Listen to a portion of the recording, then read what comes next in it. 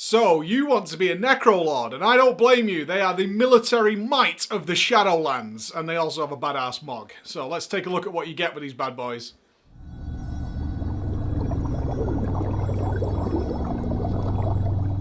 Maldraxxus is the second zone you're going to encounter in your leveling journey in the Shadowlands just before you go to Ardenweald. And you are going to find a house in disarray. They are the military might of the Shadowlands. Their whole purpose is to protect the Shadowlands from people who are fighting against death. That means if you've been a bit of a bastard in the real world, then the chances are you're going to be sent by the Arbiter to Maldraxxus to become one of their soldiers. If you've killed a lot of people and been ruthless, power hungry, any of those traits, that's where you belong. So you're going to find all sorts of really cool characters here, including Lady Vash and Draka. They are here, and they are the ones who are fighting to protect the Shadowlands. Now, of course, the Anima Drought has hit them, and therefore their house is very much in disorder, and you need to bring it back into life and reopen the seat of the Primus. As soon as you arrive into Maldraxxus, you're going to be in the Theatre of Pain, where you're going to take part in gladiatorial combat, which is such a cool intro. There's no denying it. It's such a really nice welcome here. And very quickly, you're going to find out that all these military departments that they have in Maldraxxus are at war with each other. They've sided, they've started to fall apart. Of course, desperation has set in, and you are going to try and reform that because everybody needs the military might of the Maldraxxus. They need those guys. The Necrolords are so important. And that means there's a very different tale to be told should you use them as your covenant. In Bastion, we talked about the heavy focus on storytelling. We talked about the connections between Pelagos and Kayla and how they were brought into it, and Forge Master Mykonos and what he was bringing in order to bring Bastion back into the fold as the team that collects souls to come to the Shadowlands. Not so here. This time it's about rebuilding strength, rebuilding power, and that means that there's a very different way these quests are done, and it might be a little off-putting to some of you who are looking forward to a similar kind of story that we found in Bastion. This time around, the focus really isn't on the soulbinds once you actually choose the Necrolords and start your Covenant campaign. It's all about just rebuilding power.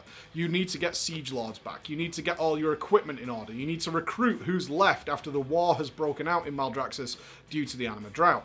That means you're going to be doing kind of weird quests where they have a purpose. They're looking for spies. They're looking for navigators. They're looking for people who are crucial to an army. They want to get communications and things set up. But the quests themselves are really basic sort of grind, pick up 20 things, get 10 things, that kind of thing. Not as it was in Bastion, where we got very specific scenarios and it was all about the ascension path and all that kind of stuff which followed along, connecting you to your soulbinds in some way.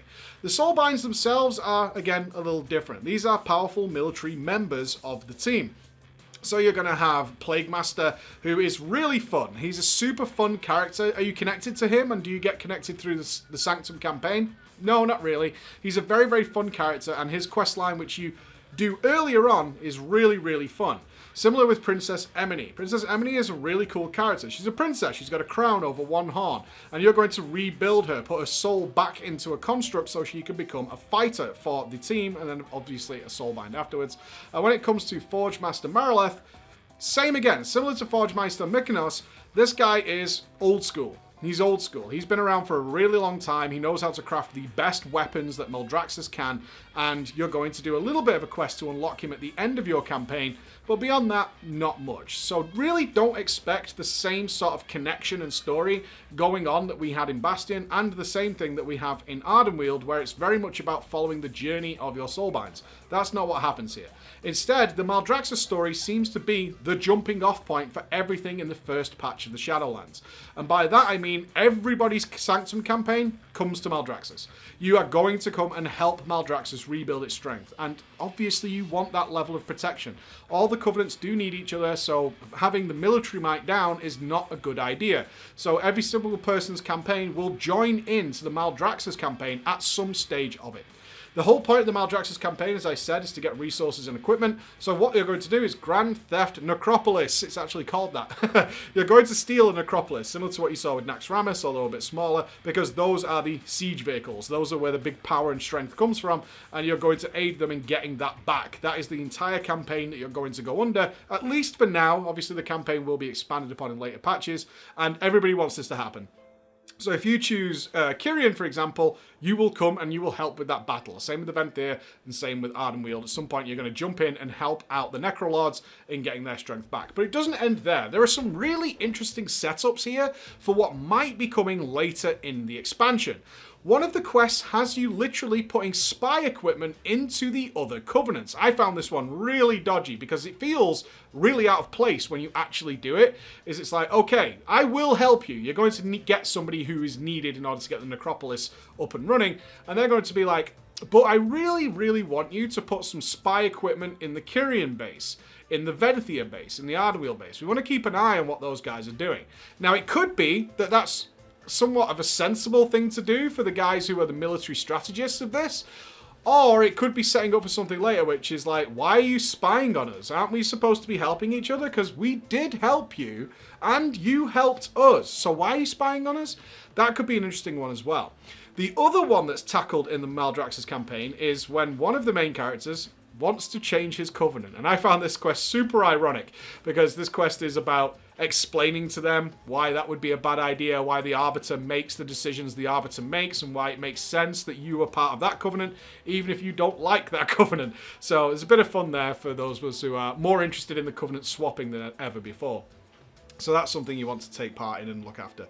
Let's talk about the weekly event that you get with the Necrolords, which is, of course, the Build Your Own Abomination. Now, some of you might have had some grandiose ideas. I know I did about what Build Your Own Abomination is. I pictured something very much like Need for Speed, where we would have a construct body and then we could stick stuff on. And in fact, it starts off kind of that way. You're going to speak to these disembodied souls, and they're going to tell you the kind of things they like to do, and they would like a body that kind of represents what they like to do. Some of them like to collect things like Cordy, and you are going to get to know these things by name. Cordy likes to pick things up and scavenge, so you can start thinking of maybe claws and things like that you might want to stick on him. And I was kind of hoping that you could build him a silly one and then take it to him and he goes, that's not what I'm after, you need to change this, you know, so you have to kind of mix and match it and get it right. Unfortunately, it doesn't quite work that way. So put that idea to rest, guys. That's not what you're going to get here. Instead, you're going to speak to these disembodied souls. They're going to tell you what you need. You're then going to go to the Stitcher, and it will just have a very similar to a profession thing, build Cordy's body. And it will be there. Now, I will say this. The bodies that are automatically generated by Blizzard do fit the profiles, and they're really, really funny. So, Cordy, for example, who likes to scavenge, he has a giant thumb for an arm. So, he has like a literal giant's thumb as an arm to help him scavenge things. Apparently doesn't help him do his quest, which we'll get to in a minute, because his quest is completely broken, and Blizzard needs to fix it real quick. Now, as you upgrade your Sanctum, and that's going to follow similar to every single Covenant, is your Sanctum upgrades are going to upgrade your weekly event, or whatever it might be.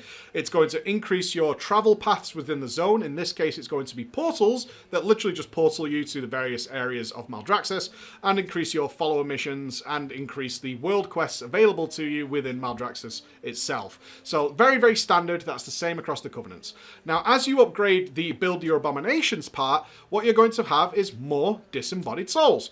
More and more of them are going to turn up, and they're going to be more complicated, and that means more reagents. Recently, I talked about farming being back, and every single one of the weekly events requires some level of farming in order to progress it. Remember, nothing about this is really tied to player power, so have fun with it, do it at your leisure, do not feel forced. So as you start to build the bodies for these disembodied souls, every single one you build every week will give you one quest. Just one quest you can do at any point in the week you want, and that's going to be their style of quest. And these things get really, really fun. The first one is very off-putting. It is Cordy, and Cordy and me go way back in terms of how much I hate Cordy, just because his quest takes so long. It takes so long. But then you'll start to unlock extra abominations that have a different quest. It's like Roseboil. Roseboil is super fun because Roseboil comes with the ability. These do accompany you out in the open world, by the way, these abominations. You can choose to have them follow you. And Roseboil has Uberlift. And Uberlift will put you on Roseboil's shoulders and go at turbo speed to wherever you need to be. And Roseboil's quest is quite simple as well. It's just going to be find a piece of equipment that Roseboil wants to work with. So it might be an old giant creature's ribcage, for example, and drag it back to the Sanctum so that Roseboil can work on it for the week. Things like that, and that takes about 2 minutes, and I assume Cordy's is supposed to take about the same sort of time, it just doesn't right now. So how do you do all this? Because every single construct you build will come with a brand new weekly quest, which rewards you with more ingredients to build the more complicated abominations, all right? That's the whole purpose. Typically, it's going to be some sort of spare parts, things like that, that you're going to gather up, and then that'll enable you to build some of the more complex constructs so you can get more daily quests, so you can expand your army of constructs and your abominations. So it's kind of a thumbs up. It's rough to get started though. The whole thing revolves around one ingredient called malleable flesh. At least with the Kyrians, they had a whole variety of resources to pick up that came from certain zones, which promoted doing world quests in those zones, going exploring them, doing all sorts of campaign stuff. This revolves entirely around malleable flesh, as do the sort of larger events that happen in Maldraxxus, such as spawning a giant bone monster who will go on a big journey. That requires malleable flesh. Right now it rewards absolutely nothing, so I don't recommend you do it, but it's interesting nonetheless whenever it's fully implemented. Malleable flesh drops all over the place. I actually got the best drops in Revendreth, but they drop from literally anything. They're just a world drop. They also drop in dungeons. How many you get is entirely random. Sometimes I had 3 drop at once, and sometimes I went 40 minutes without getting a single one. It's the nature of the beast. But generally speaking, once you get malleable flesh, you'll be on your way. And this is going to be a resource that over time, you're probably going to end up with loads of it. And Blizzard knows that, because a lot of the fashion accessories, I know you're getting hyped now, a lot of the fashion accessories revolve around malleable flesh as well, and usually one extra ingredient that you're going to get later down the line. That means they expect you to have a lot of this stuff, and they've already thought of ways of you investing in it. So if you want to put holiday hats, top hats, silly cloaks, clothes on top of your abominations, deck them out in all sorts of swag gear, that's in the game too. So you're going to be able to do that. Now, right now, it's not working, unfortunately. None of the stuff is appearing on them, but it is supposed to, and likely, when it goes live, it will happen there. My overall takeaway from the Maldraxxus is there's far less grandiose here. There's far less pomp and circumstance. And what I mean by that is, if you could do the Ardenweald Covenant, which we're covering next, you get a giant, magnificent theatre event when you arrive. It's very, very cool. If you do the Bastion questline, that's very big as well. You're going to meet the Archon and do all that kind of stuff. When you come to Maldraxxus, you're literally going to speak to Drak, and she's going to be like, here's your ability, here's your Covenant special spell, get on your way and go and do this campaign. It's really fast, which some of you will prefer, no doubt. The quests are far more basic than we've seen anywhere else, less scenario based, less depth, I think it's fair to say. But overall, I quite enjoy the Necrolords. One thing I don't like is the zone itself. In terms of actually spending my entire time inside Maldraxxus, it's one of the most boring zones. It seems like the only zone in the Shadowlands that we've seen before. Not that it's not detailed, and not that it's not, you know, incredible on its face. It just does feel like a zone we've been in before. It feels a bit like the Eastern Plaguelands. It feels a bit like Desolus. It feels like something we've had before, whereas Bastion and Revendreth and Ardenweald don't feel like that at all. They feel entirely new and unique. This zone does not. Also, a bit of a pain to traverse. Lots of hills, lots of houses that you have to visit that have very specific entryways. Of course, we have no flight whistle, we have no flying. Bit of a pain to get around, but not as bad as Ardenweald. Overall, it's okay. I think if you like the idea of having this ongoing build the abomination thing and doing all these little extra weekly quests, I think you can have a lot of fun. It's not quite as customizable as I would like. However, what I can foresee in the future is them adding just more and more stuff to this. It's literally endless possibilities of what they can do. And the constructs you build, they have personality, they have charm. It's not really fleshed out with voice lines or anything like that, and I really hope they do add that. But you can feel the charm in their descriptions and how they behave and the abilities they provide you in the zone. Thumbs up. Really thumbs up. So, the Necrolords, guys, that's one for you to consider. We'll be looking at Ardenweald next. Bye-bye.